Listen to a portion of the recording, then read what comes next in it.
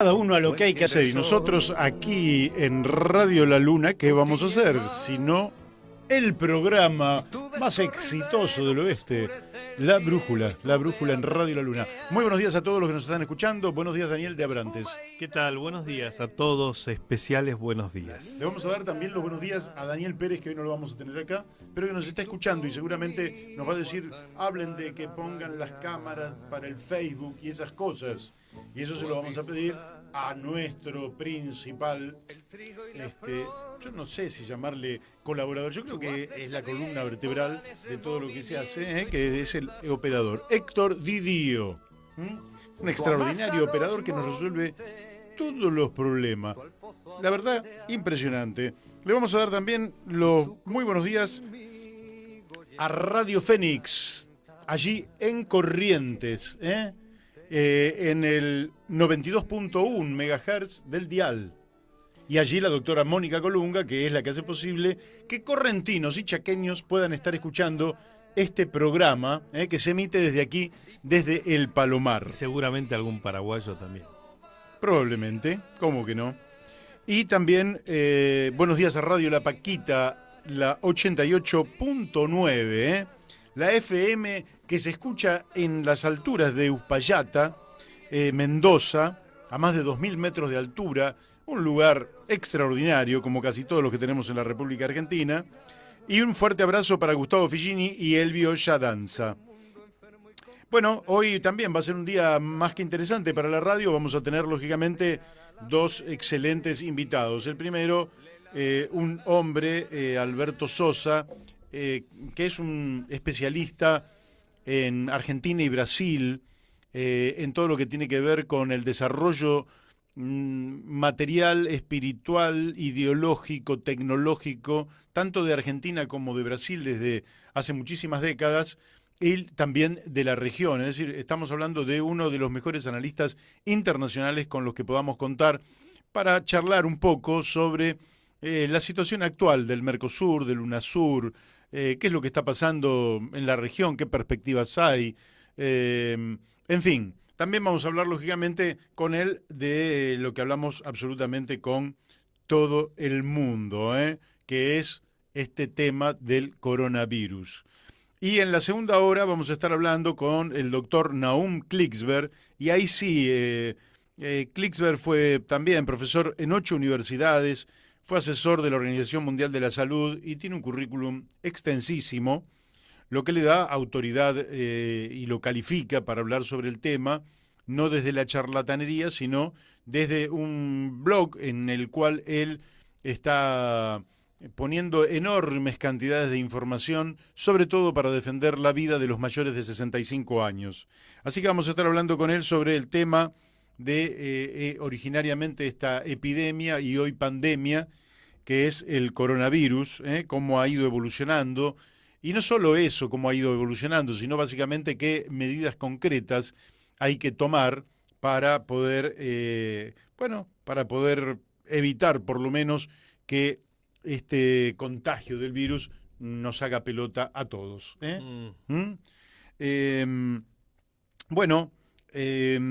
Vamos a decirle también como información que ustedes pueden encontrar los reportajes que hemos hecho en el canal de YouTube La Brújula en la Luna. También pueden llamar a la radio, si quieren dejar algún comentario, al 4443 7424. Lo pueden hacer. Lógicamente que no salimos al aire con los oyentes, pero si algún oyente quiere dejar un mensaje o en algún momento se nos produce un pequeño huequito y en ese hueco nosotros podemos darle la posibilidad de hablar, también lo hacemos. Pero no llame con la ilusión de que va a hablar porque no es el tipo de programas. En general es un programa que trata los temas con cierta profundidad y que tratamos que no es un programa de entretenimiento, que podría ser también un programa de entretenimiento, sería un programa mucho más, digamos, liviano, si se quiere, y quizá mucho más atractivo para mucha gente que pone la radio simplemente para distraerse, y eso no está nada mal, eso está excelente, y hay muchísimos programas que son de distracción, otros son más informativos y este es más informativo y de análisis, de manera que cuando termina el programa, si usted ha prestado atención, seguramente se ha enriquecido tanto desde el punto de vista de su cultura política, su cultura económica o su cultura ambiental o sanitaria. Y eso es un poco lo que nosotros intentamos programa tras programa. Por eso la particularidad de un programa que no es ni mejor ni peor que los otros, y no importa, aunque fuera un poco peor que los otros, no importa, es lo mismo. Es un programa distinto y es un programa particular, ¿eh? No es un programa más. De manera tal que, y lógicamente que hay mucha gente que nos escucha y que ya nos está diciendo que está sintonizando la radio, que manda sus mensajes. Nosotros les agradecemos muchísimo. Y bueno, vamos a tener que hablar un poquito sobre este tema del coronavirus para empezar. ¿Por qué? Porque yo tengo la impresión de que Daniel, y si querés anda haciendo la cuenta, esta cuenta que tiene que ver con el problema de la progresión geométrica. La progresión geométrica es un cálculo que se hace en matemática. Y bueno, hay muchos ejemplos, lógicamente, enorme cantidad de ejemplos, pero hay uno que se hizo famoso que fue el del ajedrez. El del ajedrez. El rey que recompensaba, claro, el rey con que un grano de arroz. Sí, con lo que fuera. Vamos a decir que para el ejemplo es indistinto. Podría ser de arroz, de maíz o de trigo, no importa. Lo cierto es que cuando el inventor del ajedrez le lleva el juego al rey, el rey lo ve tan extraordinario el juego que le dice que pida lo que quiera. Entonces, este hombre que inventa el ajedrez, lógicamente que esto probablemente sea simplemente un cuento, pero es muy interesante porque nos da una idea de lo que ocurre. Entonces le dice, bueno, mire, vamos a sacar las piezas del ajedrez. El juego de ajedrez tiene 64 casilleros. Tiene 8 por 8. Entonces, usted pone, digamos, un granito de maíz en el primer casillero, en el segundo 2, y así sucesivamente. Entonces dice la anécdota que el rey, o el cuento, que el rey se rió mucho por lo poquito que pedía. Entonces mandó a la gente que lo rodeaba, que no tenía ni idea de lo que era la progresión geométrica, a decir que bueno, que rápidamente le dieran el maíz que estaba solicitando este hombre que había inventado el ajedrez. Bueno, a los pocos días vuelve la gente a la cual le había encomendado que le entregara la cantidad de maíz que habían pedido con una mala noticia para el rey. Que el maíz de todo el reino no alcanzaba para pagarle a este hombre. Claro, el rey quedó atónito. ¿Cómo no? Si lo que pedía era una cantidad ínfima de maíz. No, lo que pedía era una cantidad de tantos millones, trillones de granos de maíz que no había forma de reunirlos. Quiere decir que había pasado. Había pasado que la persona que sabía que era la progresión geométrica, sabía que cuando usted multiplica al principio 1, 2, 4, 8, 16, 32, 64, va creciendo despacito, pero hay un punto donde el crecimiento es gigantesco. Esto es muy importante entenderlo. Hay otro chiste también. Alguien te dice, por ejemplo, un mes de 30 días, ponele. Entonces te dice, mira, tengo dos posibilidades. Te doy $1.000.000 ahora o te doy $1 hoy y lo voy multiplicando durante el mes, duplicando durante el mes. Igual el mismo ejemplo, pero ya no 64 casilleros, sino 30 casilleros, ¿no? Entonces, $1.000.000 o $1 que me vas a dar 2 o 4, no, dame $1.000.000. Sin embargo, si hubieran elegido la progresión geométrica, en lugar de $1.000.000 estaríamos hablando de más de $1.000 millones. ¿Se entiende? Quiere decir que si en una población determinada, 44 millones de argentinos, y vos podrías hacer la cuenta, hoy tuviéramos una persona contagiada, mañana 2, pasado 4, al principio parece 4 casos, no sería nada. El cuarto día serían 8, el quinto día 16, el sexto día 32. Cuando nos queremos acordar, en 20 días estamos todos contagiados. No hice la cuenta, pero se podría hacer perfectamente. Es bastante sencilla. Eso te va a dar por qué la importancia extraordinaria de tomar el asunto al principio.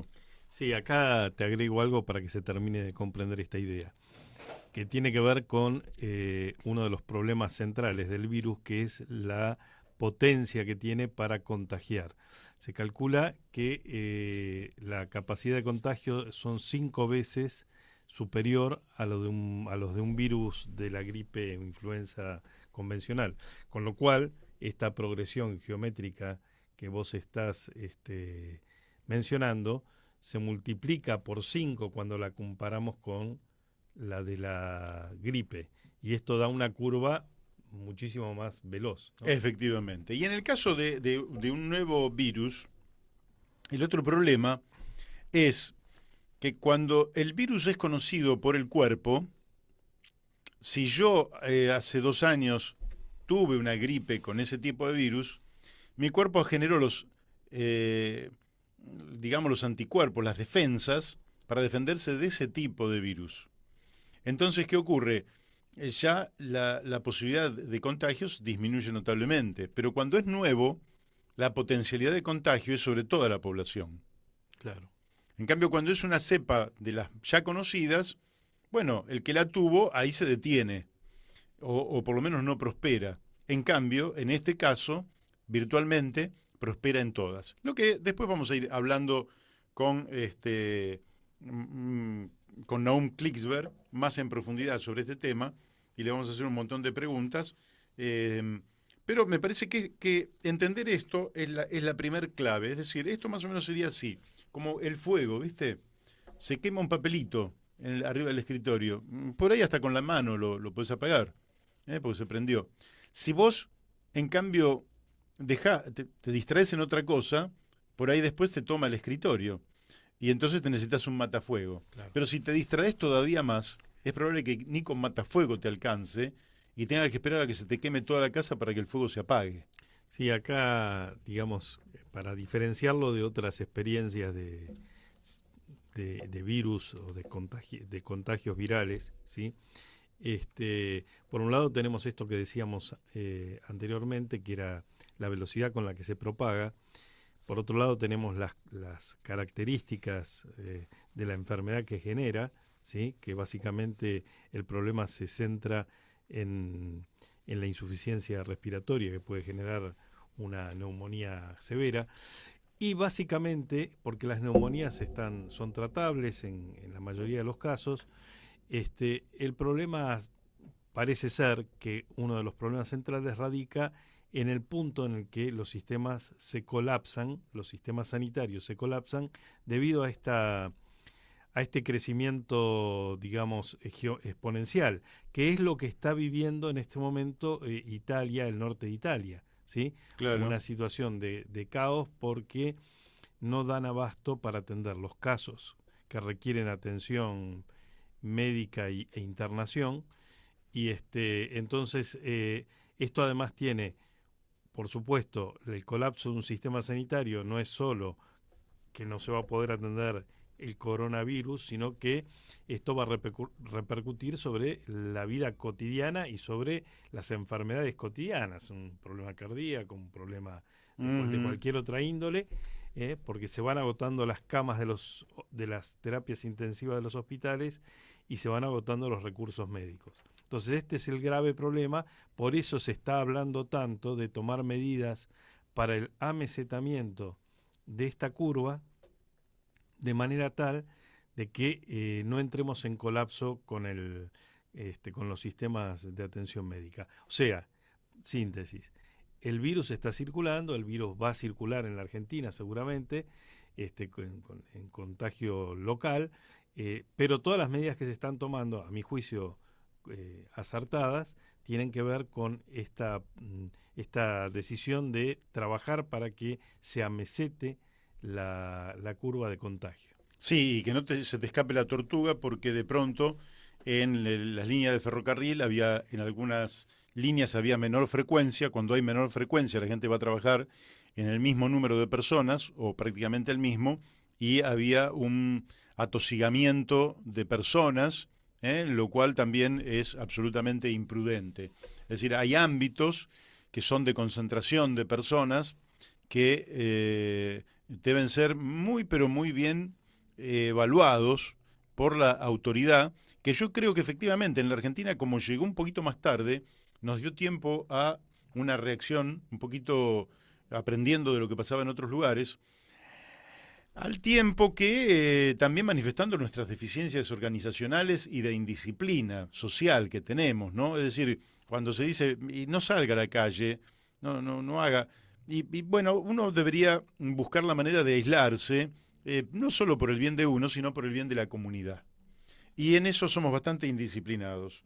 No me gustaría, hay tanto de esto que, pero hay algo que no, miren, fíjese que Angela Merkel, la canciller alemana, que es una de las personalidades más reconocidas por la seriedad, por la trayectoria, es una mujer realmente que hace muchísimos años que preside los destinos de Alemania, que ha logrado conformar un gobierno de unidad nacional allí en Alemania, con otras franjas del espectro político, y que podríamos estar hablando de una estadista. Dice que entre el 60 y el 70% de los alemanes podrían contagiarse con el coronavirus. ¿Esto qué implicaría? Que alrededor de 57 millones de alemanes podrían contagiarse. Si esto no lo paran al principio, después no hay sistema de salud, porque no solo colapsa la estructura o la infraestructura del sistema de salud, sino que además colapsan los propios agentes de salud, porque también se enferman los médicos, se enferman las enfermeras, y además, porque una vez que se colapsa el sistema de salud, a usted no lo pueden atender por otras cosas que podrían ser quizás menores, pero que, dada la saturación en los servicios, no pueden siquiera dar respuesta a cuestiones que por ahí en otro momento podrían ser muy sencillas, pero que se hacen muy complejas en situación de crisis sanitaria. Por eso es muy importante en este tiempo que estamos viviendo, que esta ventaja que tiene nuestro país por todavía estar lejos del punto crítico, aprovecharla con la mayor seriedad y tomando nota de las recomendaciones y pensando siempre, para entender este tema, ¿sí?, que la información que tenemos es una información que está velada, que es, sabemos los casos que tienen, que han dado positivo, pero hay un espectro de 14 días oscuro, ¿sí?, que es el tiempo de incubación, donde razonablemente sabemos que hay una cantidad de virus que está circulando y que todavía no se ha manifestado. Bueno, ese es el problema por el cual debemos anticiparnos, ¿sí?, para que cuando esto se manifieste con el menor impacto posible, ¿no? Así es. Y por otra parte, me parece, yo la última reflexión que hago antes de hablar con Alberto Sosa, es la siguiente. Este virus, esta insignificancia que es un virus es mucho más chiquito que una célula, es una cosa insignificante. Esta cosa tan insignificante ha demostrado lo frágil que es la vida, pero también nos ha mostrado el valor que tiene la vida. Y creo que altera el orden de un régimen capitalista que pone el dinero por sobre todas las cosas. Este virus, además, pone en evidencia lo ignorante que somos como especie humana. Nos creemos la era del conocimiento, nos creemos que la sabemos toda, y de pronto aparece una cosa tan sencilla como un virus y desafía toda la ciencia del planeta Tierra. Seguramente en un tiempo, esta ciencia y la tecnología que el ser humano ha logrado desarrollar dará cuenta de este virus, pero mientras tanto se pone de manifiesto la ignorancia que tenemos, sobre todo frente a lo imprevisto, lo que indica, en primer lugar, que lo primero es la vida, lo segundo, que debemos ser muy humildes. Lo otro que quería rescatar es la necesidad que tenemos del otro. Sin cooperación esto hubiera ido al demonio. Yo creo que este tema merecería que lo tratáramos un poquito más adelante, con más extensión, porque a mí me gustaría decir algunas cosas. Pero sí, vamos a hablar la segunda hora sobre este tema. Creo que estamos en contacto con Alberto Sosa. Buenos días, Alberto. Buenos días, Mario. ¿Qué tal? ¿Cómo le va? Bueno, para nosotros un gusto poder charlar con usted en un momento donde estamos casi conmovidos y monotemáticos con el tema del coronavirus. Eh, ¿Algo en particular para comentarnos al respecto, Alberto? No, en realidad no soy especialista en el tema, ¿no? Sí, claro. Simplemente puedo comentar como un ciudadano común. He visto, digamos, he leído hoy cómo se está tratando el tema en otros países, ¿no? En Chile, en Perú, bueno, en Brasil parece que no, que no se han tomado las mismas medidas que en la mayoría de los países, digamos, de América Latina, ¿no? Claro. ¿Usted Y no tomo en piensa cuenta, que... digamos, la manifestación que se realizó ayer de unas 8.000 personas, donde el presidente Bolsonaro tomó contacto con sus simpatizantes, ¿no?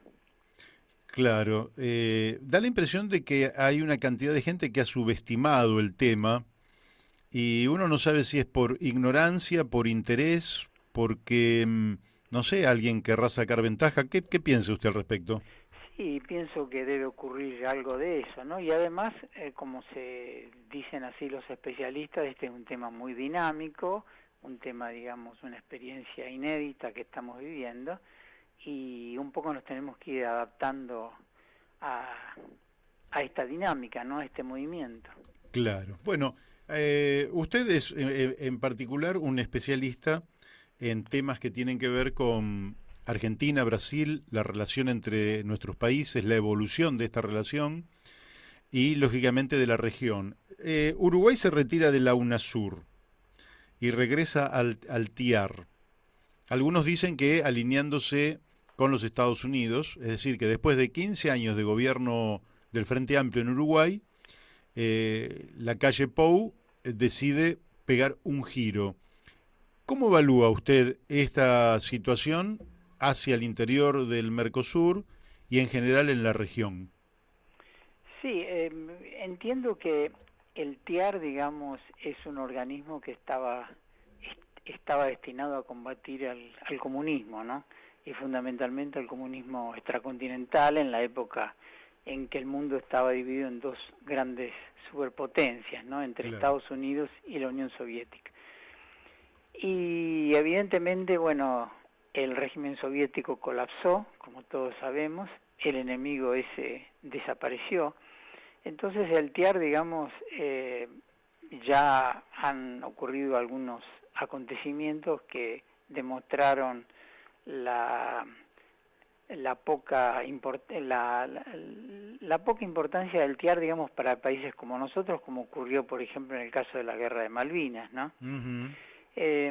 Después tenemos que tener en cuenta también que México se retiró del TIAR, ¿no? Es Claro. un país, digamos, que en su momento, cuando se organiza el TIAR en el año 1947, tanto Argentina como México son los únicos dos países que ponen alguna limitación al gobierno de Estados Unidos, porque en ese momento Estados Unidos lo que pretendía era crear un organismo militar que tuviese tropas propias, como la OTAN, digamos, Claro. como tiene la OTAN. Y en ese caso, tanto el gobierno mexicano y también el gobierno argentino, que acompañó la postura mexicana en ese momento, se opusieron a que tuviera tropas propias. O sea, Argentina adhirió al TIAR, ¿no? Sí. Pero después, digamos, cada país tenía que firmar un convenio militar bilateral con Estados Unidos como para poner en ejecución el TIAR y como para permitir el adiestramiento de sus tropas. Argentina fue el último país en firmar estos acuerdos bilaterales con Estados Unidos, ¿no? Lo hizo recién en la época del presidente Ilia, ¿no? En el año 1965. Hubo muchas presiones, tanto durante el gobierno de Perón, después durante la época de Frondizi hubo muchas presiones. Frondizi también resistió, no firmó este tratado. Brasil en cambio no, fue uno de los primeros en apoyar el TIAR, en adherir al mismo, en firmar un convenio bilateral, ¿no?, con Estados Unidos. Pero el TIAR me parece en este momento como algo irrelevante, ¿no?, porque evidentemente al desaparecer el enemigo no tiene razón de ser. Me parece más una cosa ideológica, a pesar de que el presidente Lacalle Pou dijo que se estaban abandonando los alineamientos ideológicos. Me parece que esto es un alineamiento ideológico porque es un prejuicio, digamos, ¿no? Claro, claro. Usted que ha estudiado tanto, y aparte que tiene libros escritos y material abundante sobre la materia, ¿no siente que América Latina, nuestros países, es como que se debaten entre la autonomía, la unidad regional, por ejemplo Mercosur, UNASUR, CELAC, etcétera, o el alineamiento con los Estados Unidos, como que ahí hubiera una disyuntiva que viene prácticamente desde hace 200 años, ¿no? Sí, es así, ¿no? Es una disyuntiva que viene de hace 200 años y en realidad hubo algunos avances en un momento, digamos, en el cual Estados Unidos, como dijeron algunos analistas, por su interés prioritario en Afganistán y en Irak, hubo como una suerte de descuido de su patio trasero, digamos, de América Latina, y ahí América Latina aprovechó, digamos, como para conformar la UNASUR y la CELAC, la UNASUR con los países de América del Sur y la CELAC con los países de toda América Latina y también del Caribe, ¿no? Dos organismos que tuvieron algún tipo de relieve y que incluso se habló de del debilitamiento de la OEA, ¿no? Que la OEA ha resurgido últimamente, obviamente. Sí. Y siguiendo en esta línea, ¿usted cómo evaluaría lógicamente que nosotros en general respondemos también primariamente desde lo emocional, y desde lo emocional, en principio, a ningún latinoamericano y a ningún argentino nos gusta una relación neocolonial con los Estados Unidos. Pero usted, ¿cómo diría cuáles son las luces que pueden mostrar los que tienen un pensamiento neocolonial y las luces de una unidad regional, que naturalmente este programa es la línea en la cual está involucrado, ¿no? Porque nosotros seguimos la línea de San Martín, de Bolívar, en fin, de la Unión Latinoamericana, como una posibilidad de una nueva comunidad. Pero ¿cómo usted observa, digamos, luces y sombras en ambos lados?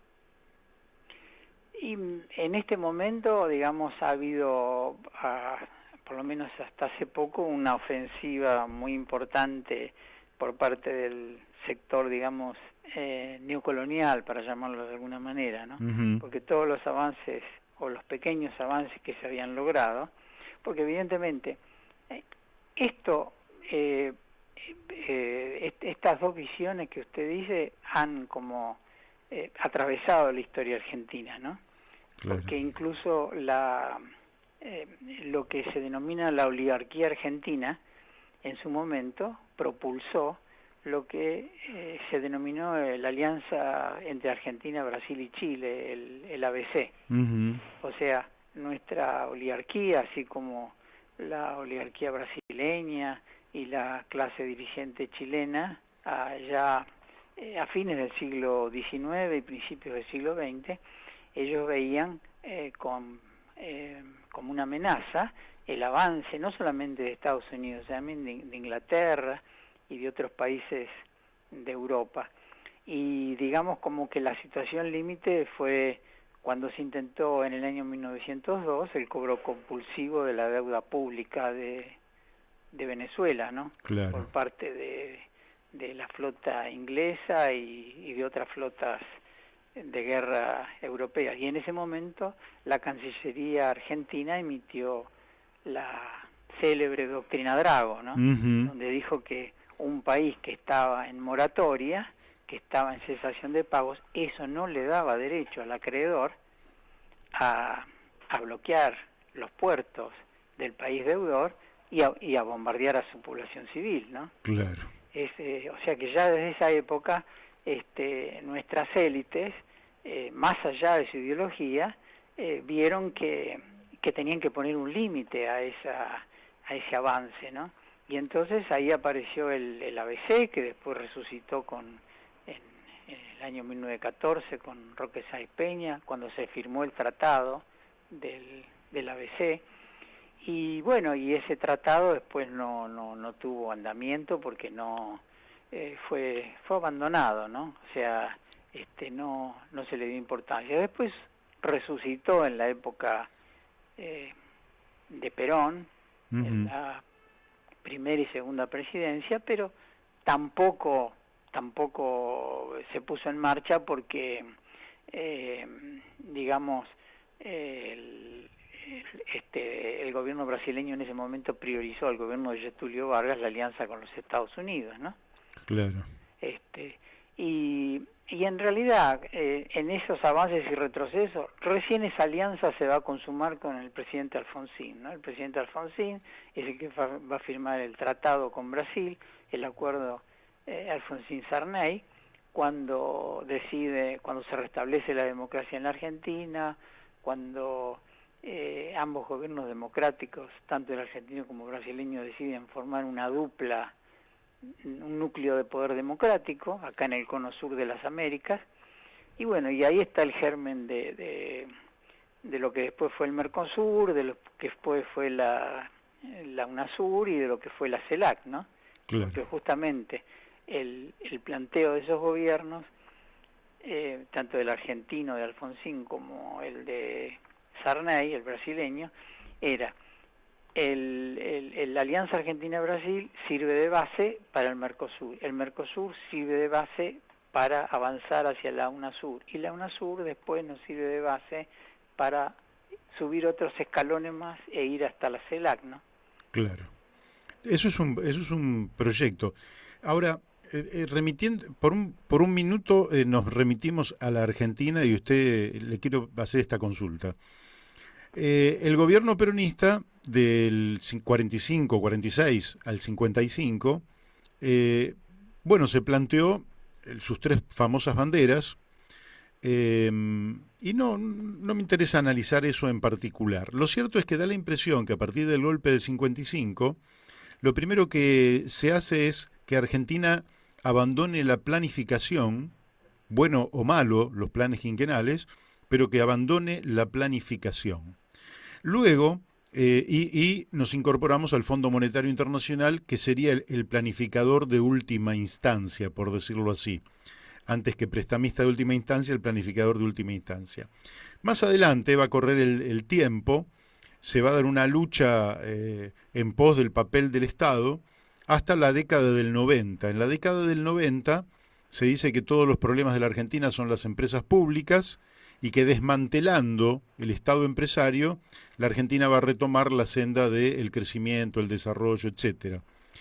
Primero dejamos los planes, ahora dejamos las empresas. Hoy se ve en economistas como Javier Milei que están diciendo que no haya ni siquiera ya Estado y que se cierre el Banco Central adoptando como moneda propia el dólar estadounidense, o un economista como Martín Tetaz que dice que tomemos como moneda propia el real.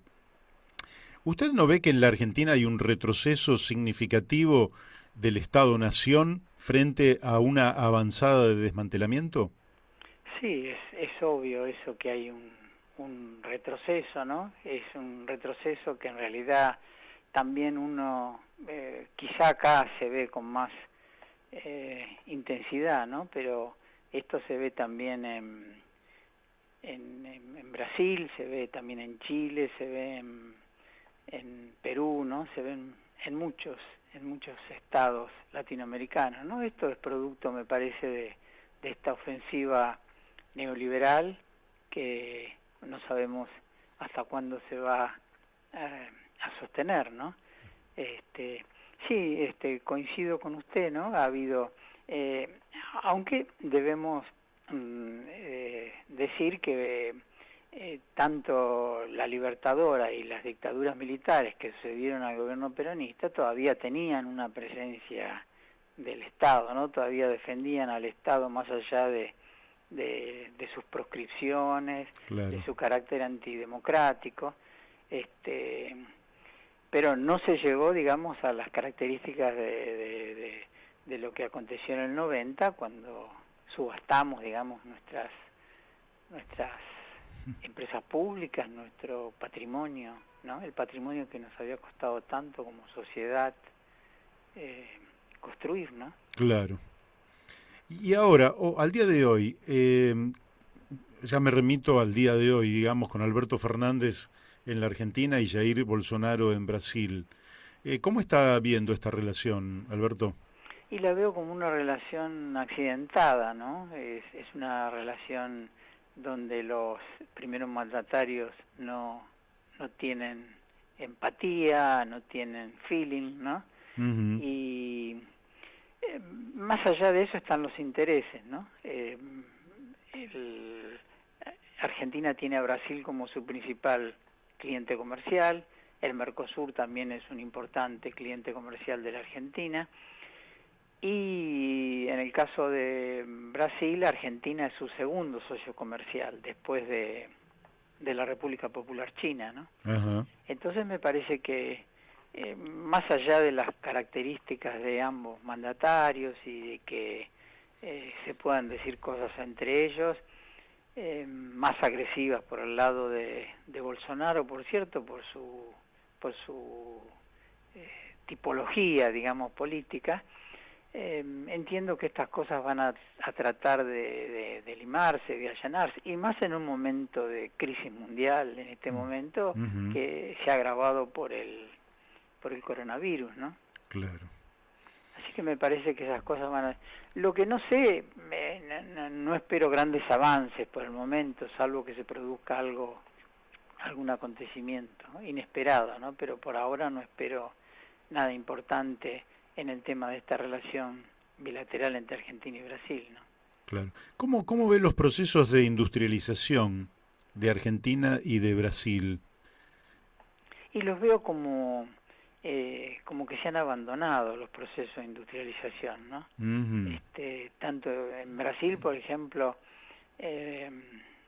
los procesos de industrialización que tenían como motores, por un lado, a sus Fuerzas Armadas, por otro lado, a la Federación de Industriales de San Pablo.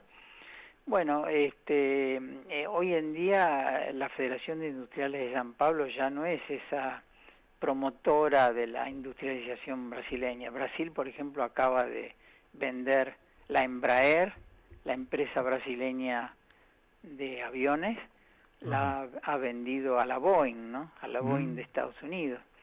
Cuando la Embraer fue creada por la Fuerza Aérea de Brasil, Claro. donde la Fuerza Aérea tuvo un papel fundamental cuando creó ahí en San Pablo, en San José do Campos, creó a la Embraer, que la llevó a convertirse en la empresa aeronáutica más importante de América Latina, ¿no?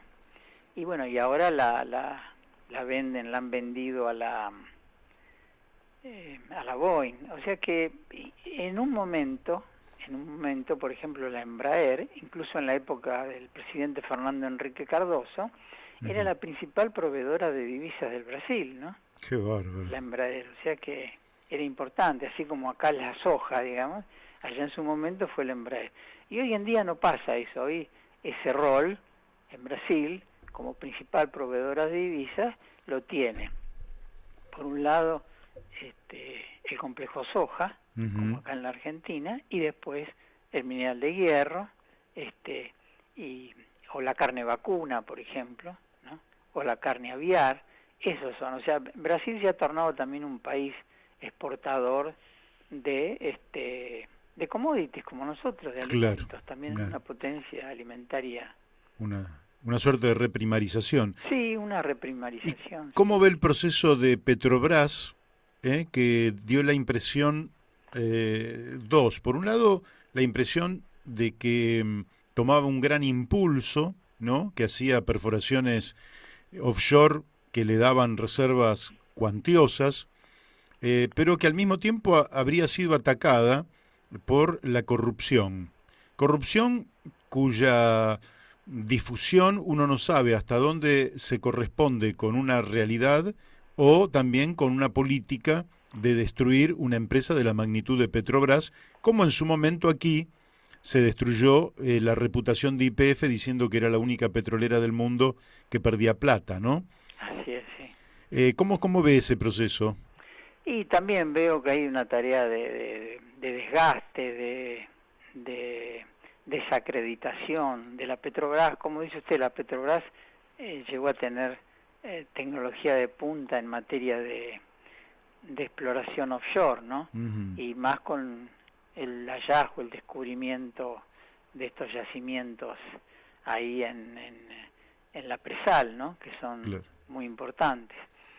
Y se dio un paso importante, o sea, la evolución de la Petrobras es así, se crea como una empresa estatal Uh-huh. en la segunda presidencia del presidente Vargas, en 1951-1954, en ese lapso se crea.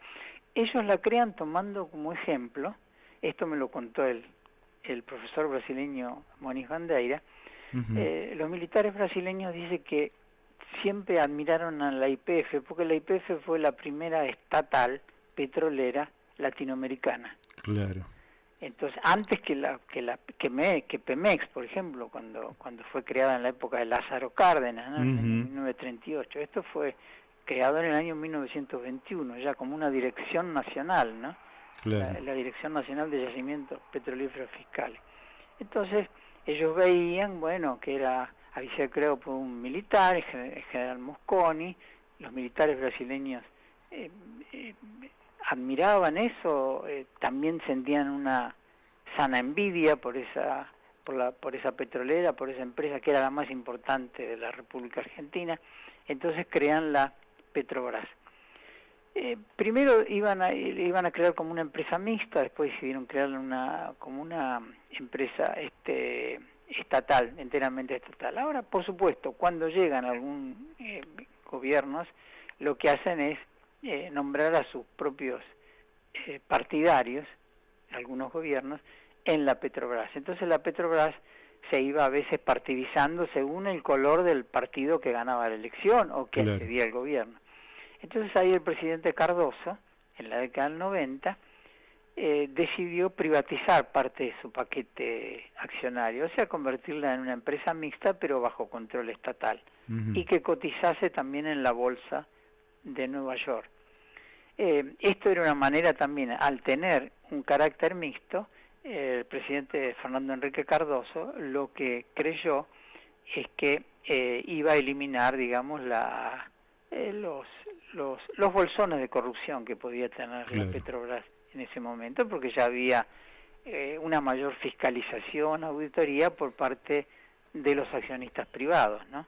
Uh-huh. Incluso fondos de inversión de los Estados Unidos.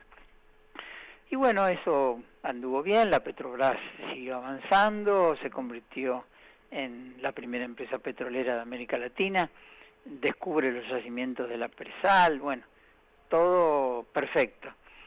Y bueno, después viene toda esta campaña a través de cuando se pinchan los teléfonos de la presidenta de la Petrobras, no solamente Uh-huh. Dilma Rousseff, y del el ministro de Hacienda, Guido Mantega, de Dilma Rousseff, sino de la presidenta de la Petrobras, y de otros funcionarios. En Brasil, como todos sabemos, el partido gobernante nunca logra la mayoría en el Congreso. Claro, Siempre sí. necesita, digamos, del concurso de otros partidos para la votación, para la aprobación de las leyes. Este era el caso del PT. El PT tenía que comprar las leyes, como había pasado también con Fernando Henrique Cardoso, como había pasado antes con el presidente Sarney, y los partidos, que allá muchas veces son partidos de intereses, no partidos ideológicos, digamos, como que vendían su voto por un precio, o a veces, digamos, por una obra en su lugar de origen, ¿no? Claro. En la localidad donde habían sido elegidos, por la construcción de una escuela o de un hospital o de alguna otra mejora. No solamente era a veces, digamos, en provecho propio, ¿no? Para que vaya a su bolsillo. Bueno, esta era la situación. Entonces, ¿qué pasó? Esta situación fue conocida, esta situación de compra de leyes, y ahí se desató el tema del lavallato, donde se involucró también a la primera empresa privada de América Latina, ¿no? Claro, Odebrecht. Odebrecht, sí. Ahora, esta es una situación, es un fenómeno que acontece no solo en América Latina, acontece en muchos países. Hay que recordar que en los Estados Unidos existe la famosa ley del lobby. Uh-huh. Los lobistas son representantes de empresas que están en el Congreso, que durante varias veces a la semana, 2 o 3 veces van al Congreso y compran las leyes, o sea, hacen ofertas a los legisladores.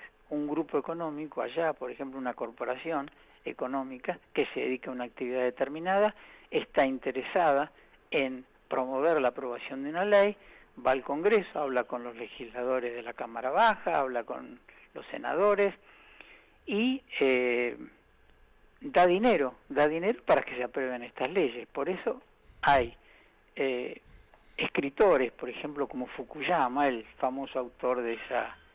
El fin de la historia. Del fin de la historia, o sea, democracia y capitalismo. Bueno, Fukuyama tiene un nuevo libro donde habla de este tema, ¿no? Este tema de cómo se compran y venden las leyes en Estados Unidos. Y él dice que los únicos que pueden comprar las leyes son los ricos. Claro. Entonces él dice, Estados Unidos se ha convertido en una plutocracia, dice Fukuyama. Ya no es más una democracia, es una plutocracia, porque los que compran leyes son los que tienen dinero.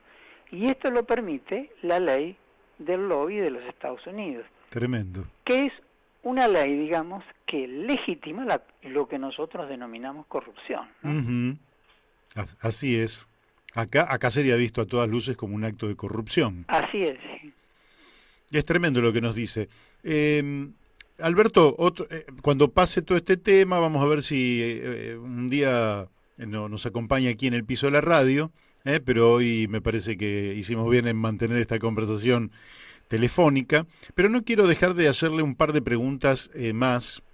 Una ya que fuimos hasta el norte, el país que está al sur del Río Bravo, México, hoy tiene un presidente con empatía con Alberto Fernández. ¿Se le puede sacar provecho a esta situación en este momento? Yo creo que en el tema político pueden respaldarse, sí. En el tema económico-comercial lo veo más complicado, si bien México es un país que importa alimentos que vende la República Argentina.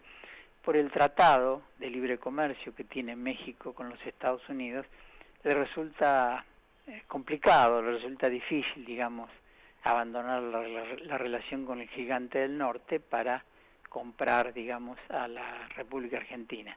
O sea que por ahora veo una relación en lo político, y en la relación económico-comercial, bueno, hay que explorar nuevos negocios, ¿no?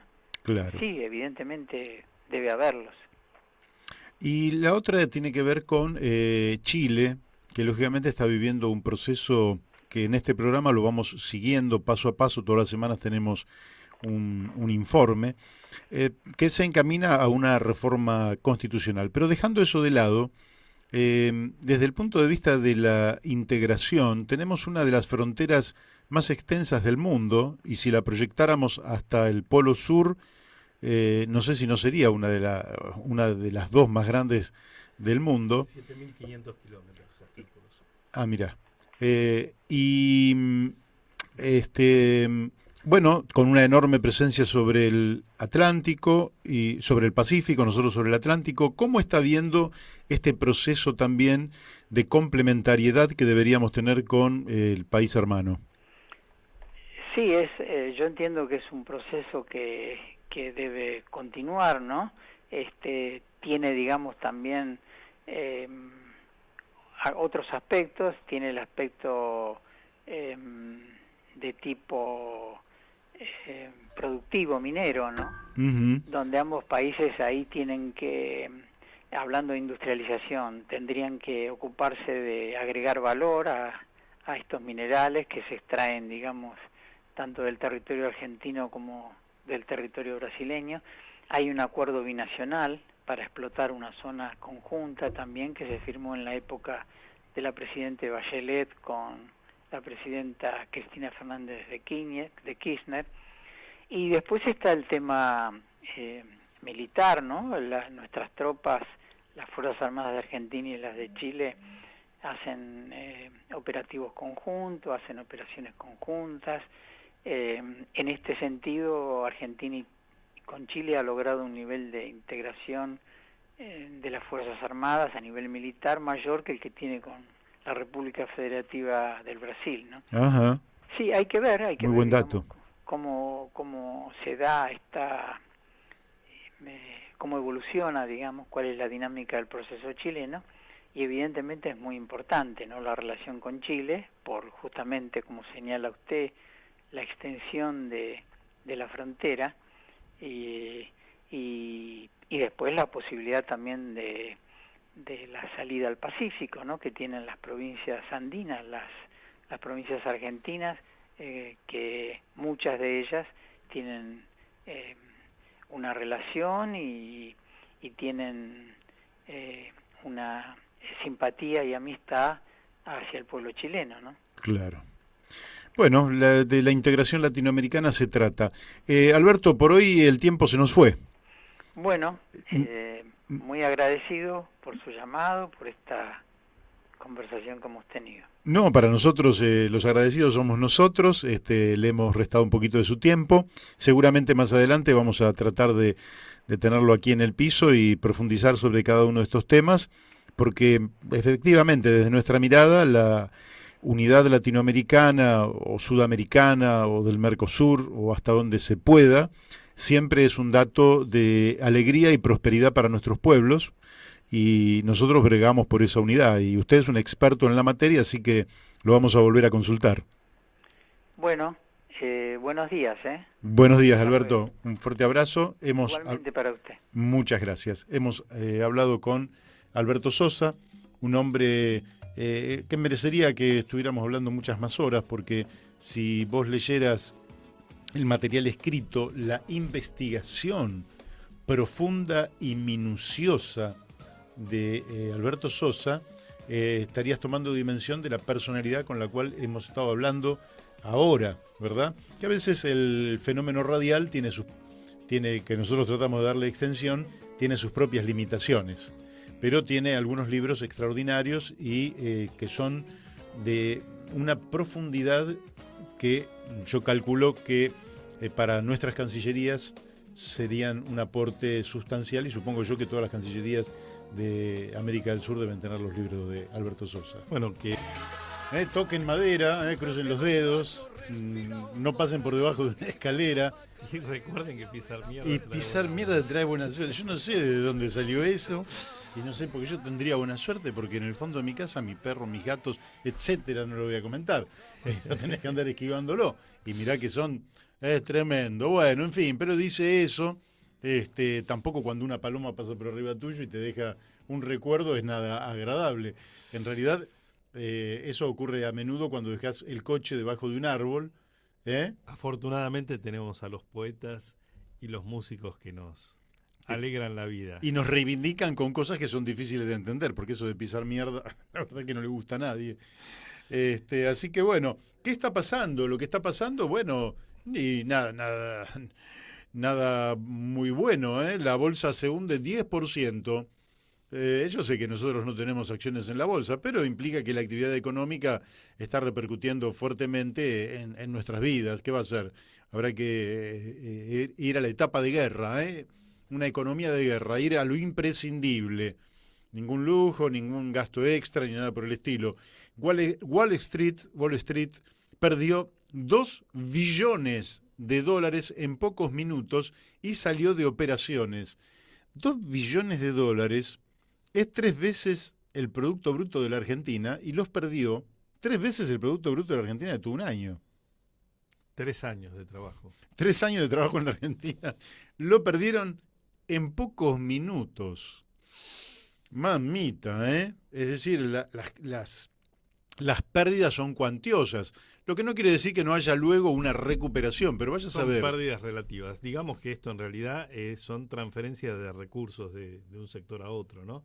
Bueno, no, pero son de derrumbes en las cotizaciones de las empresas que son monumentales, ¿verdad? Sí, pero son todos movimientos contables, por decirlo de alguna manera, porque la riqueza real transcurre por otro lado, ¿no? Bueno, pero dice también que en Europa, la zona más afectada, el coronavirus frena la producción de las grandes empresas, golpea la economía y golpea la producción de automóviles también. Sí. Quiere decir que también va a caer... Que, por ejemplo, en lugares como España, donde es muy común que la población en general ahorre en acciones, tienen esa práctica, ¿sí? Por supuesto esto golpea también a los bolsillos de las clases medias bajas, Sí, que sí. tienen sus ahorros en acciones. Bueno, también el riesgo país sube 10%, se va, no sé, a más de 3.400 puntos. Quiero decirle... Se rompió el termómetro. Quiero decirles, claro, esto es... hay un punto donde es como si le dicen a usted, lo van a fusilar, ¿no? ¿Cuántos tiros le meten? Entonces va a tener 4 tiradores a 10 metros de distancia con 4 tiros cada uno, ¿no? Y bueno, vos ya sabés que estás liquidado porque te van a fusilar. De pronto te dicen, no. Ahora van a ser 8 tiradores con 8 tiros cada uno. En lugar de 16, 64. Y después, no van a ser 8. Van a ser 128 tiradores con 100 tiros. Y vos decís, hay un punto que te empezás a reír, porque decís, si con 4 alcanzados, ¿para qué? O sea, si en la Argentina con 700, 800 puntos de riesgo país alcanzaba para que nadie nos prestara un peso, ¿para qué llevarlo a 3.400? Claro. Esto es casi un absurdo, por decirlo de alguna manera, porque ya está, flaco, una vez que no te prestan plata, no te prestan plata, por más que te digan. Tiene que ver también con la cotización de los bonos, ¿no? Es decir, en este momento la Argentina está entrando, como dicen, en zona de fondos buitres, ¿no? Pero claro, en una economía como la que está tan volátil en este momento, todo se relativiza y el problema argentino también entra en un cono de relatividad frente a todo el descalabro mundial. Yo creo muy poco en los fondos buitres. Creo poquísimo en los fondos buitres. Yo creo que los fondos buitres son fuerzas colaterales de los estados, ¿sí? Entonces, por ejemplo, Argentina podría tener un fondo buitre en manos de, digamos, Héctor Didio, nuestro operador. Entonces él diría, ¿qué hacemos? Buscamos la manera de orientar fondos hacia ese fondo buitre. Entonces, ¿qué ocurre? Cuando los bonos de la Argentina caen por debajo de determinado nivel, el tipo sale y los recupera. ¿Y para quién los recupera? Los recupera para la Argentina. Entonces, vos fijate qué maniobra, porque vos estarías recibiendo $100, ¿verdad? Y como el tipo después se desprenden de los bonos, lo estás recomprando por $40. O menos, hoy menos que eso. O menos que eso. Entonces, vos recuperás la inversión. Yo no creo que el accionar de los fondos buitre sea ajeno a la jurisdicción tribunalicia en la cual se dirime el problema. Me explico mejor, por si no se entiende. No creo que los fondos buitre no tengan nada que ver con los Estados Unidos si vos, cuando emitiste el bono, elegiste como jurisdicción de para cualquier conflicto los tribunales de Nueva York. Entonces no es que los fondos buitres son una cosa muy distinta al Estado de los Estados Unidos. Son colaterales. Es como Lewis, que tiene el lago escondido y que tiene una pista de aterrizaje. Lewis es el Reino Unido, es la corona británica, no es un empresario como algunos dicen. Es lindo porque los norteamericanos te dicen, no, son todas empresas totalmente independientes de los Estados Unidos. Perfecto. ¿Qué dice Xi Jinping? No, Huawei es una empresa totalmente independiente del Estado chino.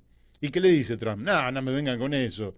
Esa empresa está vinculada al Estado chino. Lógico que está vinculada, como cada una de las empresas. Como Apple Claro, efectivamente, como cada una de las empresas norteamericanas al Estado norteamericano. Muchachos, ya somos grandes. Que la gente compre o le quieran vender ingenuidades, bien. Pero si vos tenés una conducta absolutamente amoral, corrupta, antiética y antihumana como es la de los fondos buitre, correspondería que los estados repudiaran el accionar de estos grupos y directamente no les dieran cabida ni siquiera en tribunales. No, responden a determinados intereses. Responden a determinados intereses y lógicamente que son una forma de condenar a los países del tercer mundo que emiten deuda y después no tienen capacidad de repago. Sí, que en definitiva todo esto está íntimamente ligado con las políticas extractivistas y con la reprimarización de los países y con el saqueo. Así es, ni más ni menos. Concreta. Bueno, sigue esto dicho por el tema del riesgo país, en fin, ¿no? Y todo esto, la incorporación, sigue subiendo el número de infectados en la Argentina. Quiero decirles... ¿Cuántos? Quiero decirles que el número que están dando, mira, hay 2 en Tierra del Fuego, hay en Río Negro, hay en San Luis 1, hay en Córdoba 3, en La Cava hay 29 ya confirmados, más otros sospechosos. Quiero decirles que el número es mayor. El número es mayor y cuando se los digo, no se los digo para asustar absolutamente a nadie. Ni es que lo están ocultando, simplemente es mayor porque hay un velo de 14 días que nos impide ver y además los hay asintomáticos, ¿no? Y además hay un montón de sospechosos. Claro. Y algunos de esos sospechosos ya están contagiados. Y además hay algunos que no están dándolos a conocer. Daniel, me consta que hay gente que no le están dando a conocer. El número es mayor. No hay que asustarse, hay que tomar las medidas del caso. Lavarse muy bien las manos, cuando se tose, cubrirse con el codo, o preferiblemente con un pañuelito descartable, o con papel higiénico, o con papel de cocina. Después eso se tira a la basura, quedan ahí todos los virus. Bueno, Piñera anunció el cierre de fronteras ante el fuerte incremento de los contagios, básicamente es la frontera argentina. Y lo bueno, que está también bien. pedían en Mendoza, ¿no? Así es, perfecto. Bueno, creo que estamos en contacto con el doctor Nahum Klicksberg. Nahum, ¿estás allí? Acá estoy. Bien, bárbaro. Saludarte. Bueno, un gusto en volver a comunicarnos sobre este tema que lógicamente que invade el planeta Tierra e invade hasta los programas de radio, los blogs. Y te queremos hacer algunas preguntas a vos, porque sabemos que vos estás trabajando intensamente en la defensa de la vida de los mayores de 65 años, que sería el universo más vulnerable a esta afección o infección.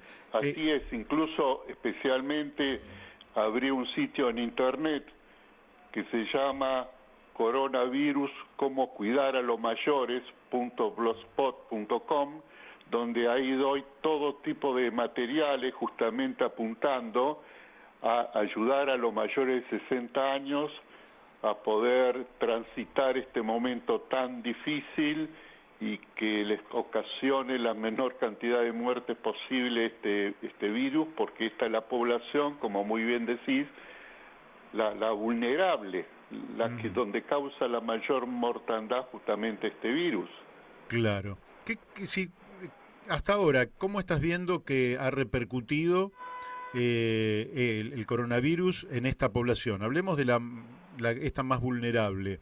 La mayoría de los muertos a nivel mundial son mayores de 60 años.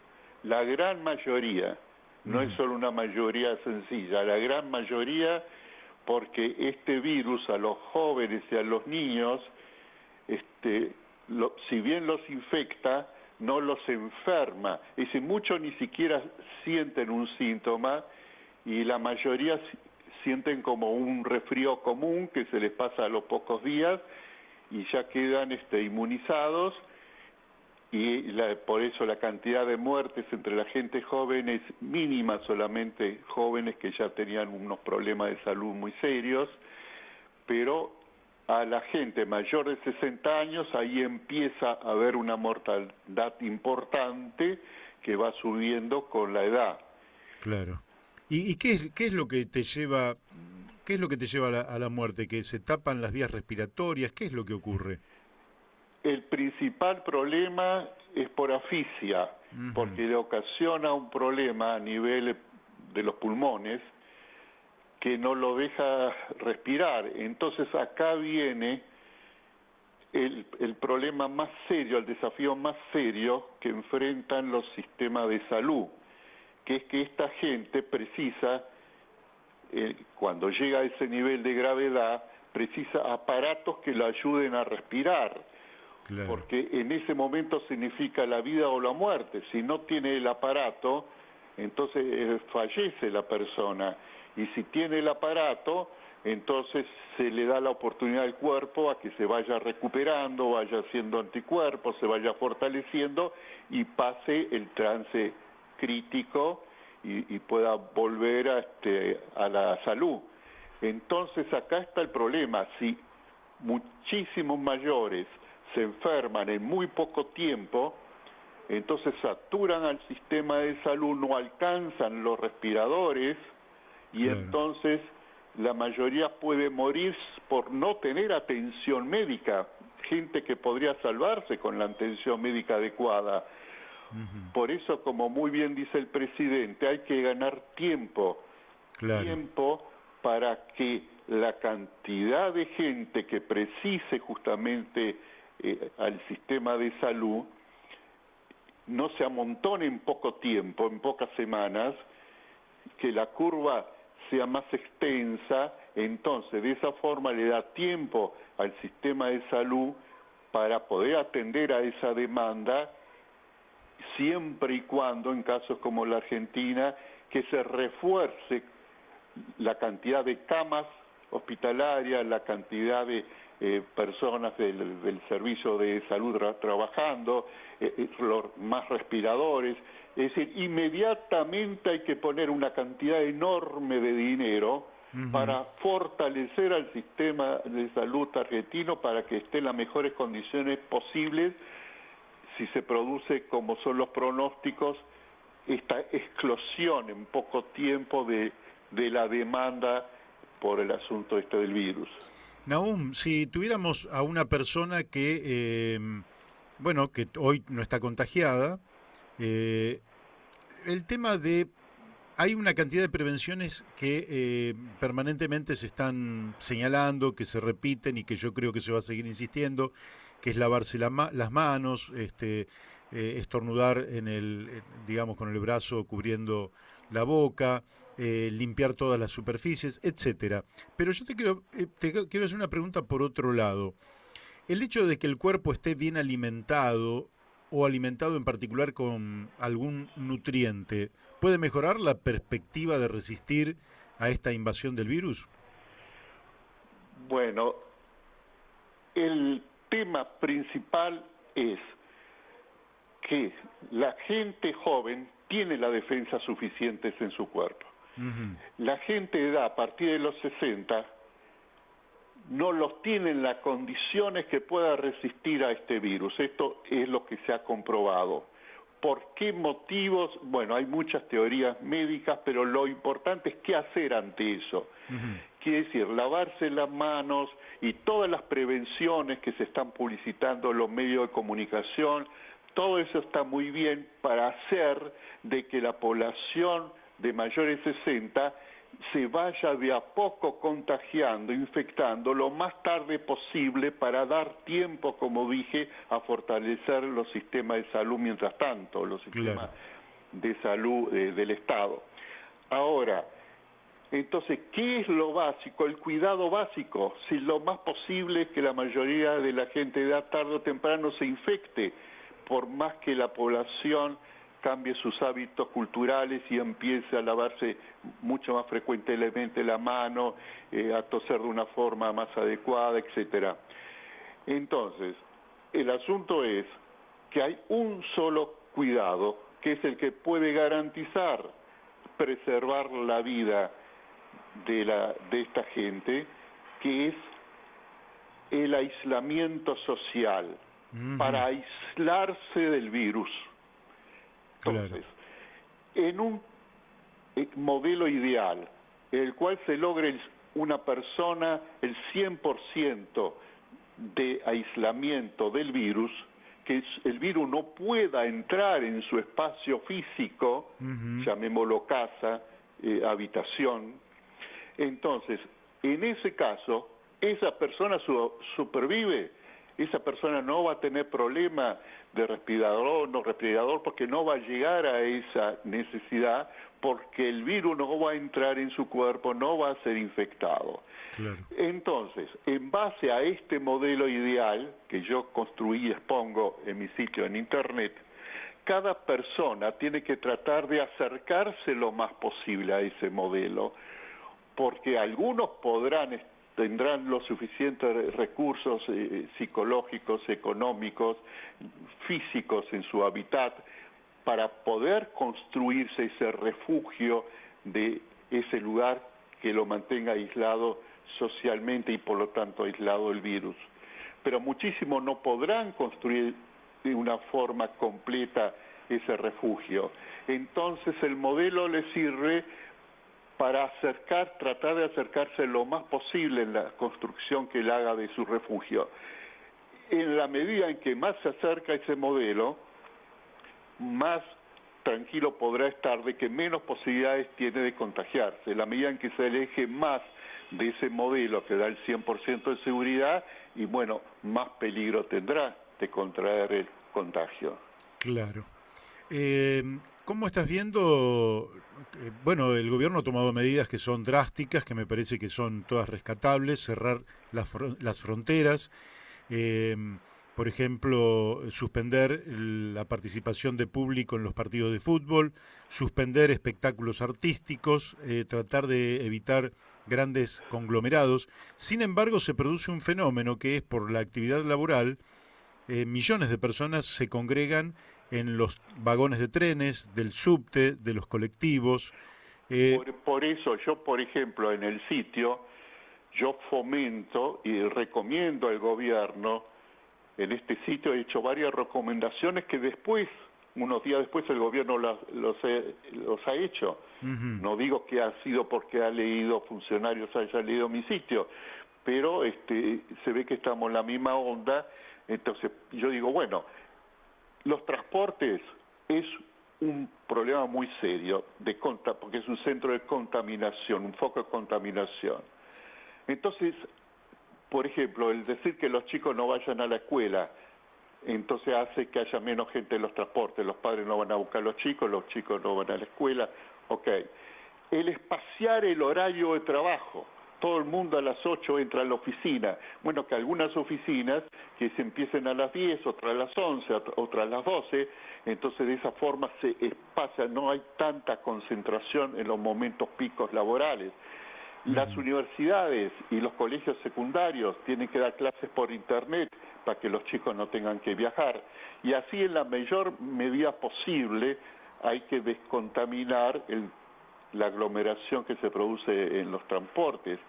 Y por eso muchos países han decretado, que es decir, la cuarentena total. que decir que solamente los servicios esenciales que precisa la sociedad requiera que haya trabajadores que se presenten al trabajo y que los demás no se presenten al trabajo, que se queden en sus casas aislándose lo más posible. Aislarse lo más posible también no es fácil, porque si una persona vive con familiares, una persona de edad vive con familiares, los familiares al entrar y salir de la casa, aunque sea por poco tiempo para ir a hacer compras, etcétera, entonces van a contaminar a la persona de edad. Entonces no es suficiente solo estar en una casa, que toda la familia trata de aislarse. A esta persona de edad hay que aislarla en una habitación especial, donde hay que tomar medidas de precaución para que no le entre el virus ni en la comida, ni en las cosas que se le acercan, no hay que tener contacto familiar, el dolor psicológico es terrible. Los abuelos tienen una gran satisfacción de abrazar a su nietito, los nietitos a los abuelos, eso es mortal, puede ser mortal, porque los niños son grandes transmisores de este virus, entonces contaminarían a sus abuelos.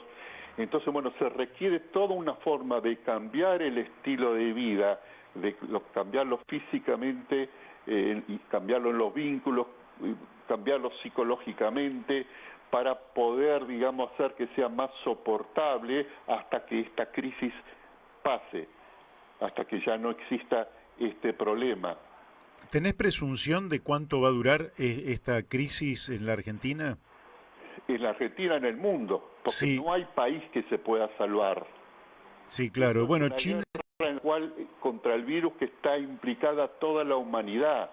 Sí. Porque, por ejemplo, China dice, bueno, ya hemos conseguido que empiece a disminuir la cantidad de contaminados, pero ¿cuánto tiempo va a tardar en recontaminarse China si los otros países van a tener altas tasas de infección? Claro. Entonces, acá nos salvamos todos, no se salva nadie. Y la Argentina es un frente de batalla más. Cada país es un frente de batalla contra este virus.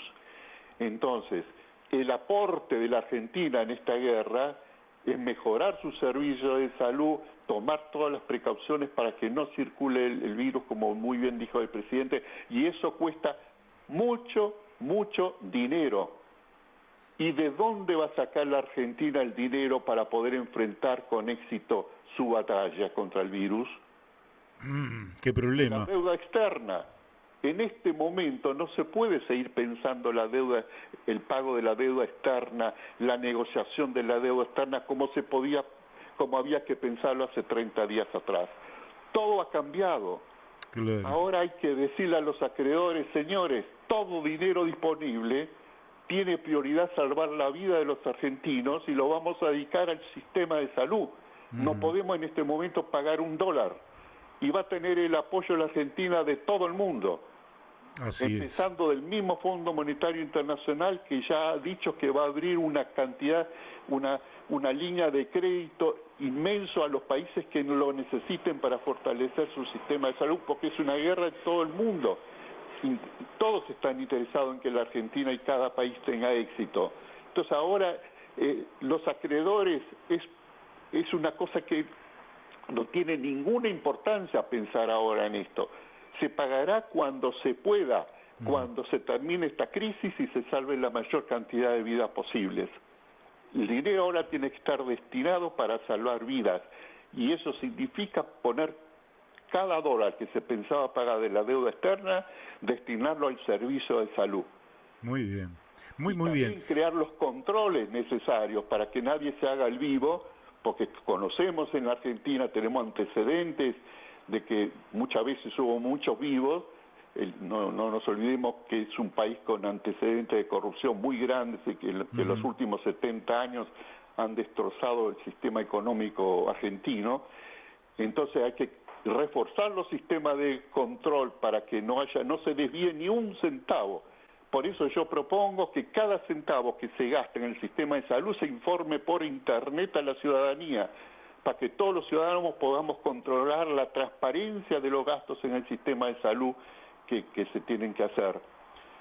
Bien. Entonces, de esta forma, poniendo todos los recursos, canalizándolos hacia el sistema de salud y haciendo una campaña enorme cultural, porque acá hay una guerra cultural, hay que cambiar hábitos de higiene de la población para poder justamente hacer que la gente se aísle, que la gente se lave las manos, que la gente... ¿Qué va a pasar cuando las poblaciones más marginales, donde por necesidad sus hábitos higiénicos son tan lejanos de lo que ahora se requiere cuando entra el virus? Porque el virus hasta ahora entró solamente en las capas altas y medias de la sociedad argentina, porque lo trajo los que viajaron de turismo por negocio, era gente de buena posición económica, que el riesgo es que infecte a su círculo de ese nivel económico. Pero cuando penetre en las capas más bajas argentinas, entonces puede ser dramática la situación. Sí, sí. ¿Sentís que esto va a traer aparejado un cambio cultural para la Argentina y el mundo? Total, cambio económico que ya se empieza a vislumbrar, a producir con la caída total de la bolsa, la reestructuración total económica de todo el mundo, y cambios culturales y cambios hasta filosóficos, porque el Claro. concepto de vida ahora es distinto que el que era hace un mes. Ahora que cada uno tiene la amenaza de poder agarrarse el virus y morirse a los 4 días, como gente que vino de viajar, de hacer turismo, de buena posición económica, y le agarró el virus y a los 4 días se murió. Entonces el concepto de vida, de lo relativo de las cosas que muchas veces daban la felicidad a la gente, que ahora se van a empezar a sentir de otra forma, cambia la escala de valores. Bien. Y la solidaridad cambia. Ahora se ve que la solidaridad es necesaria en todos, desde la gente pobre hasta la gente más rica, tienen que unirse en el acto solidario de tomar las nuevas pautas culturales, como dijimos, aislarse, lavarse las manos, estornudar así, o sea, pensando en el otro, porque pensando en proteger al que está al lado es la única forma de proteger la vida a uno mismo, porque si falla la cadena de solidaridad pone en peligro a todos. Así es. Así es. Bueno, más que interesante. Quiero ahora, digamos, bajar desde este nivel al que hemos llegado, que casi sería como de cierre de la nota, porque efectivamente cuando ya vamos al nivel más general, filosófico, internacional, en fin, es como que tenemos la expectativa de que esto sea una enseñanza extraordinaria para los seres humanos, ¿verdad? Donde la vida es lo primero y la cotización en bolsa, en última instancia, en este momento, no es lo importante. Pero quiero ir a algo más cotidiano. ¿Por qué no se ha difundido más el tema de los barbijos? ¿Cuál es el tema? ¿Es que faltan? ¿Por qué no nos cubrimos, por ejemplo, la boca como veíamos cuando éramos chicos las películas del oeste, donde los bandidos con un pañuelo se cubrían la nariz y la boca para que no los reconocieran? Bueno, los barbijos hay barbijos de distintas calidades. Hay barbijos que no sirven porque dejan que se introduzca este virus, y hay otros barbijos que son mejor calidad en lo que hace a este virus, que no deja que pase este virus. Hay distintos barbijos. Hay teorías que dicen que bueno, que la gente que no está infectada no es necesario que use barbijo, porque él no va a infectar a nadie, él tiene que cuidarse que otro no lo infecte, y entonces los barbijos, si él los compra, los barbijos de buena calidad, no van a ser suficientes para que los tenga la gente infectada, que tiene que usar barbijos para no infectar a otros. Entonces es todo un tema, pero eso se lo dejo más un tema técnico a los médicos, a los sanitaristas. Ajá. Lo que me interesaría más recalcar, que para la gente de edad tiene que tratar de aislarse en la mayor medida posible, de acercarse al 100% de aislamiento en la medida de sus posibilidades. Para eso, lo primero que tiene que hacer es pensar muy bien sobre por qué se necesita aislarse y darse cuenta que en eso se juega la vida. En la medida en que se pueda conseguir con la ayuda de sus familiares, de sus posibilidades, aislarse cada uno en la medida de sus posibilidades lo más posible, entonces en esa medida más posibilidades tendrá de no ser infectado y entonces de que no corra peligro su vida. Eso es importantísimo que cada uno se dé cuenta. A partir de ese momento de tomada de decisión, bueno, le voy a decir a mi familia, ayúdenme en aislarme, ayúdenme a que ustedes me cuiden, porque también hay que tener en cuenta, los nietos y los hijos no corren peligro de vida, porque este virus, como dije antes, no es mortal para ellos. Entonces más de uno puede pensar, bueno, pero no son los mismos intereses, la generación de gente de edad tiene, bueno, corre peligro de vida, pero no mi generación.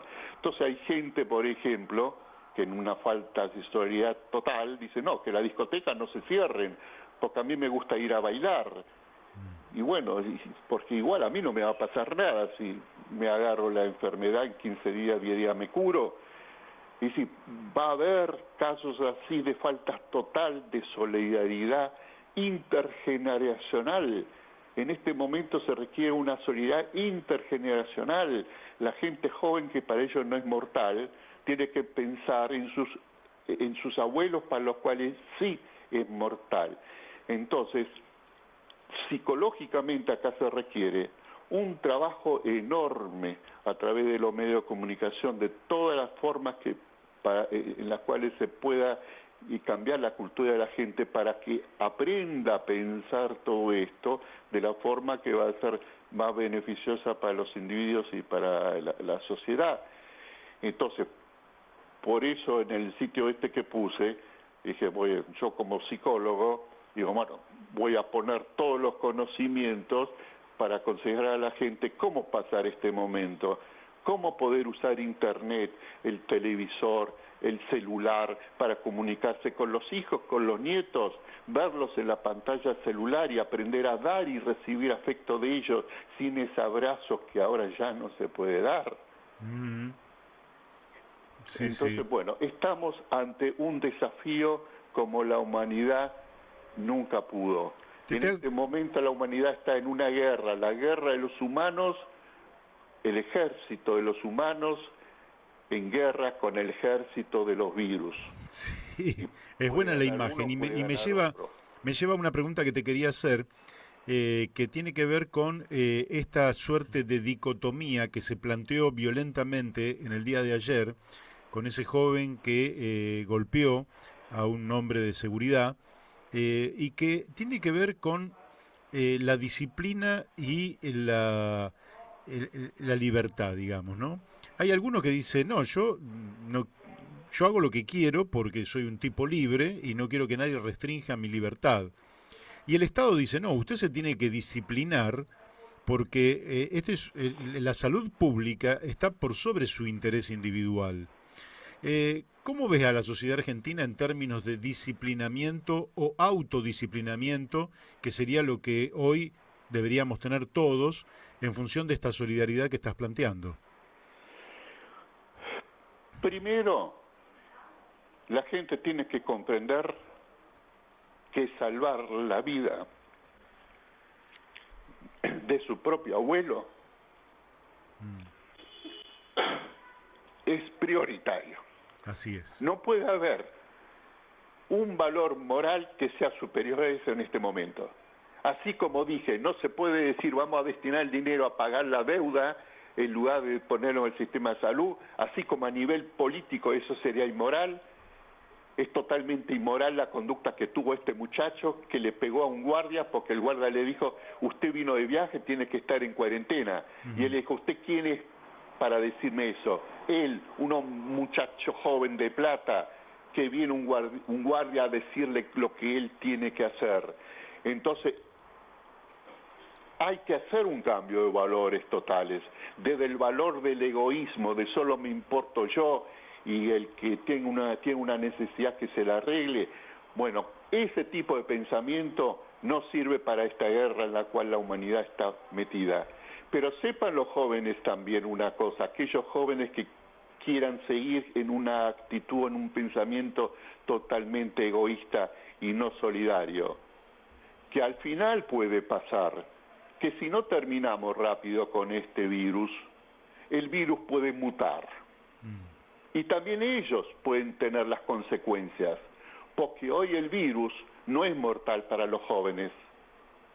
Claro. Pero si el virus tiene tiempo, puede mutar. Si le damos tiempo que él vaya ganando esta guerra, puede mutar, porque estamos ante un virus con mucha facilidad de mutar, y mañana puede también ser mortal para los jóvenes. Entonces hay que liquidar este virus para interés hoy de los mayores, pero también para asegurar el futuro de los jóvenes. O sea, todo el mundo está interesado en esto. Bien. Entonces, Bien. es el momento de hacer campañas culturales gigantescas. Yo propongo que cada 15 minutos en todos los canales de televisión de Argentina se pase un video apuntando a uno de los valores culturales que hay que mejorar, de uno de los valores que hay que instalar en este momento de la población en esta guerra. Porque la televisión tiene que servir para participar de una forma activa y constructiva en esta guerra, y una de las mejores formas de servir para ello es que cada 15 minutos se pase medio minuto o un minuto de un video que el Estado tiene que preparar y poner, tanto sea para lavar la mano como para cambiar una actitud psicológica que pueda ser perjudicial en este momento. Estamos metidos en una guerra y como en toda guerra, entonces que cambian la forma de pensar la sociedad, la forma de vivir hasta ese momento, cambian los valores. Entonces, bueno, tengamos conciencia de esto. Se juega en la Argentina, estamos hablando de mucha gente que puede morir. La última cifra oficial es que hasta ahora en el mundo se curaron 80.000 personas que tuvieron este virus y se curaron, y se lo diagnostica ahora como curados. Y hasta ahora, oficialmente, murieron 7.500.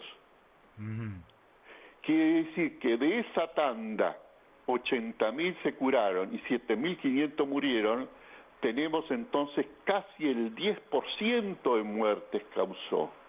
Claro. Y esas muertes son en su inmensa mayoría gente mayor de 60 años, en su casi totalidad. Eso significa a nivel de números una cantidad enorme. El 29 de diciembre oficialmente se declaró el primer enfermo de esto en China. Sí. Pasaron 75 días. Hoy hay 160.000 enfermos en el mundo. Quiere decir, de uno, el 29 de diciembre, 75 días después, tenemos 160.000. Si cada uno de estos 160.000 en los próximos 75 días también produce 160.000 contaminados, saque la cuenta. Es la humanidad entera. Y con todos los marcianos y venusianos incluidos existe. Claro. ¿Entiende? Sí. Es una guerra contra el tiempo. Las posibilidades de que esto salga bien son: una, que rápidamente se descubra una vacuna; dos, que rápidamente se descubra un remedio que sirva para evitar la mortalidad hasta que se descubra la vacuna, por lo menos que surja rápidamente un remedio. Entonces, esas son las únicas posibilidades. Para eso hay que ganar tiempo, por eso hay que crear todas las condiciones en cada país para que se lentifique la circulación del virus, para ganar tiempo, para tener más tiempo, de que estamos en manos de la ciencia, de que la ciencia que haga uno de estos de descubrimientos. Por eso yo propongo en mi sitio de que se destine a nivel mundial toda la cantidad de dinero que sea necesario para que cientos de equipos de investigadores en el mundo se concentren solamente en esto, en investigar la vacuna y en investigar sobre remedios que puedan servir. ahora hay que poner la humanidad todos los esfuerzos en eso. Esto es totalmente prioritario. Bien. Y tenemos buenas esperanzas, porque otras veces para descubrir el genoma de un virus se tardaba años. Y ahora el genoma de este virus, cuando surgió, se pudo saber en un mes. Mira. ¿Sabe por qué, querido amigo? Porque se utilizó la computadora más poderosa del mundo, una computadora IBM de reciente creación, de reciente tecnología, que lo que hubiese llevado años con las computadoras tradicionales, esta computadora nos pudo decir el genoma de este virus en un mes. Mira. Entonces, nuestra esperanza está ahora. Nahum, la última pregunta que te quiero hacer hoy, seguramente volveremos a hablar. ¿Qué oportunidad sería esta para un tema que vos has tratado, que nosotros también hemos tratado, que tiene que ver con la renta básica o el ingreso básico universal, lo que le daría una mayor autonomía a cada persona? Porque uno de los problemas que tenemos es que con el 40% de pobres, mucha gente tiene obligadamente que salir a hacer changas que son muy difíciles porque tampoco en las casas los van a dejar pasar alegremente, pero que pone realmente una situación social bastante angustiosa para millones de hogares. ¿No te parece que es un buen momento también para reflexionar sobre este tema? Todos los cambios económicos que se están produciendo ahora para adecuarse a la situación de guerra contra el virus conducen a la renta básica. Apuran el proceso de la renta básica, lo que sería 20 o 30 años, lo apuran considerablemente. Porque cuando los gobiernos dicen váyase a su casa, no trabaje, no vaya a su lugar de trabajo, porque lo prioritario es que el virus no circule. Y si usted circula en la sociedad, circula el virus. Entonces, solo para los servicios esenciales, lo demás quédese en las casas. Así están dictaminando en muchos países y posiblemente en pocos días más en la Argentina también se llegue a eso. ¿De qué va a vivir esa gente? Son los estados los que van a tener que estar todos los meses dándole lo necesario para que esta gente pueda vivir en sus casas, para que puedan cumplir con este aislamiento que les está no solo pidiendo, exigiendo el Estado. Claro. Y estamos en el concepto de la renta básica. La gente empezará a ver que puede existir una economía distinta a la que conocíamos antes, estructurada de otra forma, con el concepto de que proponía el concepto de la renta básica, que los que en este momento me estén escuchando, les puedo decir que yo también escribí un libro sobre esto de la renta básica, está gratuitamente, se ofrece en internet, donde puse un sitio donde toda la gente puede tener información sobre eso. Y usted escribió un precioso libro donde también habló de la renta básica y de sus beneficios. ¿No es cierto? Así es. Así es. Así que bueno, Nahum, te agradecemos muchísimo. Se nos fue el tiempo, pero lo hemos invertido socialmente en la máxima categoría que uno pueda hacerlo, que es en beneficio de la vida.